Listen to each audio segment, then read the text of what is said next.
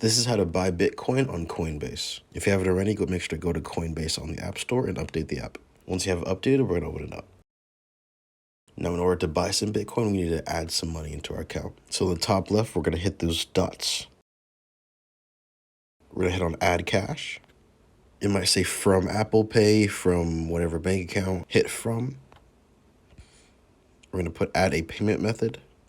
And here it's up to you whether you would like to add a bank account, a debit card, your PayPal account, whichever one of these is best works for you. Coinbase makes it really easy to just link your account so you can start investing. Now, once you've linked your account, we're going to go ahead and add cash once again. And we're going to add a certain amount that you'd like. For this example, I'm only going to do $2. Review order. Hit add cash now. All right, once you've added the amount of money that you'd like into your account, we're going to go in the top here and search for Bitcoin. There it is. We're going to hit it. We're going to press buy. And now, depending on how much money that you added into Coinbase, I'll do $2. As you see right here, it will show you the amount of Bitcoin that you'd be buying. If you're okay with that, we're going to go and review order. It's going to tell you some info right here. Then you will hit place order.